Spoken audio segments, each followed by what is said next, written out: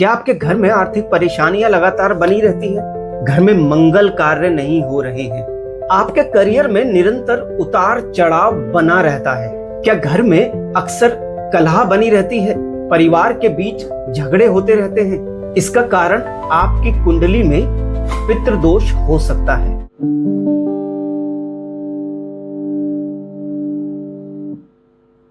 आप सभी को राम राम। पितृ पक्ष प्रारंभ हो चुके हैं, तो आज हम जिस विषय पर बात करने जा रहे हैं वो बहुत ही महत्वपूर्ण विषय है। ये महत्वपूर्ण इसलिए भी हो जाता है क्योंकि पितृपक्ष और पितृदोष को लेकर लोगों के मन में बहुत ही संदेह है, भ्रम है। यहां हमें यह समझना चाहिए कि श्राद्ध या पितृपक्ष और पितृदोष ये दोनों अलग अलग विषय हैं, दोनों अलग अलग चीजें हैं। तो हम समझेंगे श्राद्ध, जिसे पितृपक्ष भी कहा जाता है, और जन्म कुंडली के पितृदोष में क्या अंतर है। तो सबसे पहले हम जानते हैं श्राद्ध या पितृपक्ष क्या होता है। यह पितृपक्ष 16 दिन की एक विशेष अवधि होती है जिसमें पितरों को यानी हमारे पूर्वजों को स्मरण किया जाता है। हम अपनी कृतज्ञता उनके प्रति समर्पित अर्पित करते हैं। पितृपक्ष अश्विन मास में आता है, जो लगभग सितंबर अक्टूबर के दौरान आता है। इसमें हम अपने पूर्वजों के लिए तर्पण करते हैं, श्राद्ध करते हैं, कहीं पवित्र स्थान पर जाकर नदी किनारे, पवित्र नदी के किनारे तर्पण करते हैं, उनको याद करते हैं। दरअसल ये एक विशेष समय है जब हम अपने पूर्वजों का धन्यवाद करते हैं, उनके प्रति कृतज्ञता अर्पित करते हैं, क्योंकि हम उन्हीं की लाइनेज हैं जो चलते आ रहे हैं। हमारे अंदर उनका अंश है, उनकी वंशावली को हम आगे बढ़ा रहे हैं। तो हमारा हमेशा से ही ये कर्तव्य बनता है, धर्म बनता है कि हम हमेशा उनको धन्यवाद प्रेषित करते रहें। तो ये जो 16 दिन हैं ये हमारे पूर्वजों को समर्पित है, हमारे पितरों को समर्पित है। अब हम समझते हैं कि जन्म कुंडली में पितृदोष क्या होता है। जो जन्म कुंडली का पितृदोष होता है ये purely based on astrological condition. आपके बर्थ चार्ट में कुछ ग्रहों की एक ऐसी विशेष स्थिति बनती है जिससे आपकी कुंडली में पितृदोष का निर्माण होता है, पितृदोष बनता है। इसे आसानी से, सरलता से देखा जा सकता है। कुंडली में पितृदोष जब बनता है जब आपकी कुंडली के कुछ विशेष घर जैसे 2nd हाउस, 5th हाउस और 9th हाउस किसी विशेष ग्रहों की स्थिति से पीड़ित हो जाते हैं, तो आपकी कुंडली में पितृदोष का निर्माण होता है। कुंडली में बनने वाला पितृदोष एक कर्मजन्य दोष है, जिसे आप कार्मिक डेट भी कह सकते हैं।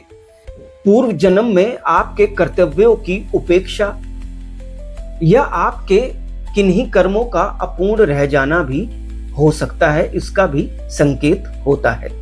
अब हम समझते हैं कि यदि कुंडली में पितृदोष है तो उसके क्या संकेत हमें मिलते हैं।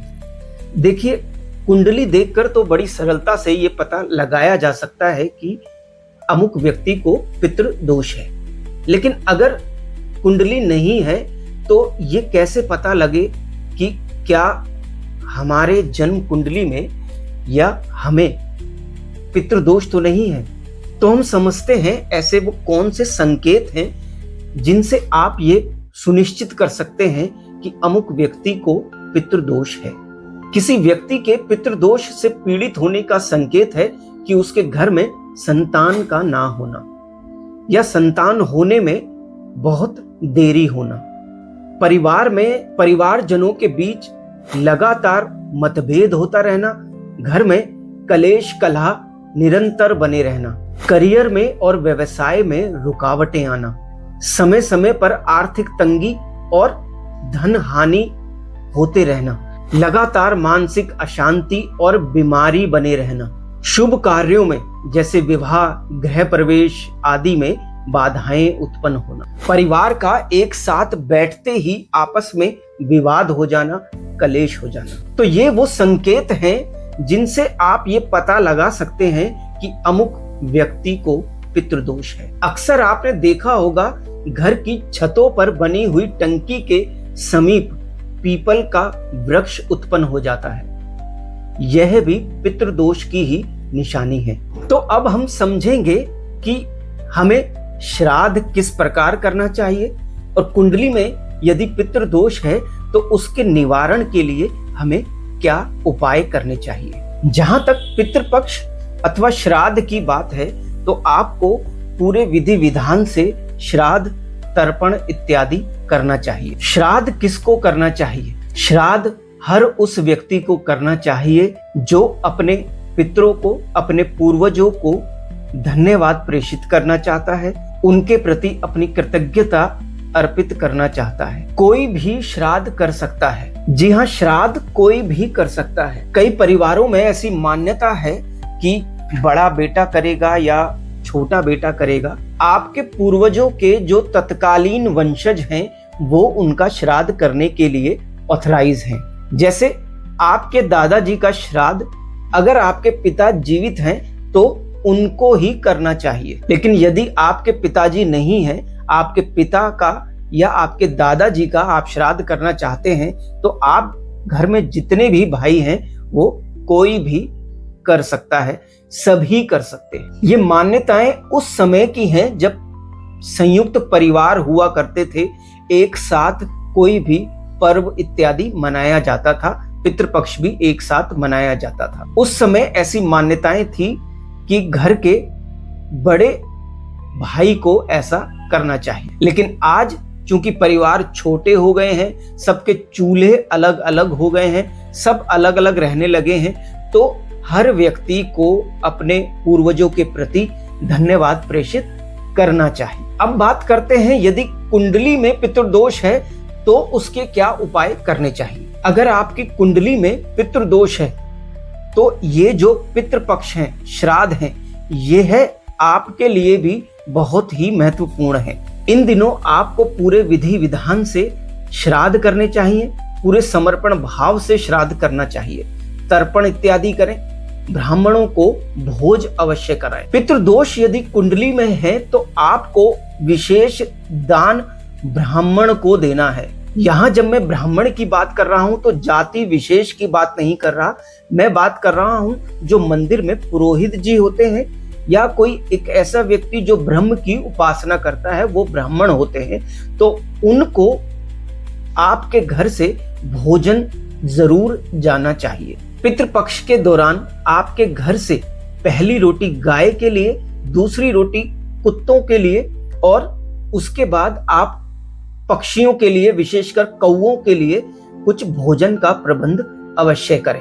सनातन संस्कृति के सभी उत्सव, अनुष्ठान इत्यादि किसी भी जीव जंतु, पशु पक्षियों को भी नहीं भूलते और यही सनातन की खूबसूरती है कि वो हर पर्व, अनुष्ठान आदि में इनका विशेष स्थान व ध्यान रखते हैं। आपकी कुंडली में अगर पितृदोष है तो प्रत्येक अमावस्या को पितृदोष निवारण यज्ञ आपको करना चाहिए। अगर आपकी कुंडली में पितृदोष है तो आप यकीन माने, आप अन्य कोई भी उपाय करते हैं तो आपको वो कोई विशेष लाभ नहीं देने वाला।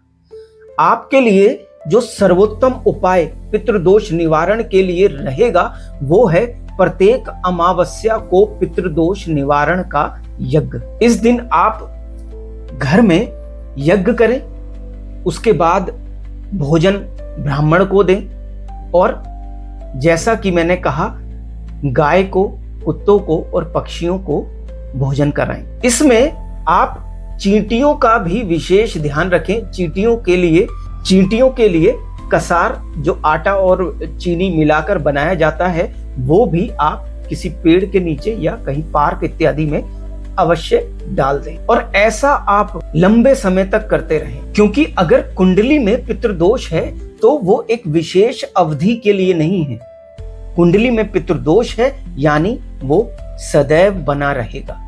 इसलिए आपको पितृदोष के उपाय भी जीवन पर्यंत करते रहना पड़ेंगे। प्रत्येक अमावस्या को 1 वर्ष तक आप पितृदोष निवारण यज्ञ करते रहें तो आपके जीवन में कुछ ना कुछ 1 वर्ष के भीतर सकारात्मक संकेत आपको देखने को अवश्य मिलेंगे। अगर आप पितृदोष निवारण यज्ञ करते हैं और आप इतने सौभाग्यशाली हैं कि आपके जीवन में गुरु हैं, तो आप गुरु के सानिध्य में बैठकर, गुरु के सानिध्य में अगर पितृदोष निवारण यज्ञ करते हैं तो यह आपके लिए विशेष लाभ देने वाला होगा।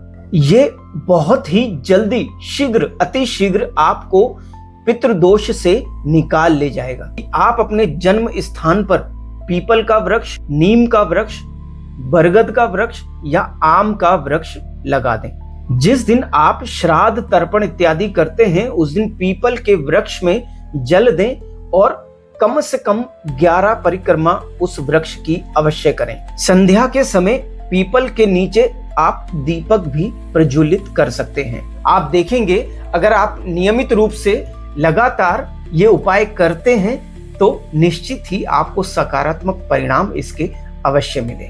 यदि आपने इस चैनल को अभी तक सब्सक्राइब नहीं किया है तो कृपया इसे सब्सक्राइब कर लें और बेल आइकन पर प्रेस करना ना भूलें, जिससे मेरे वीडियोस की नोटिफिकेशन आपको समय समय पर मिलती रहे। तो आज के लिए बस इतना ही। ऐसे और इंटरेस्टिंग जानकारी के लिए बने रहिएगा मेरे साथ। राम राम।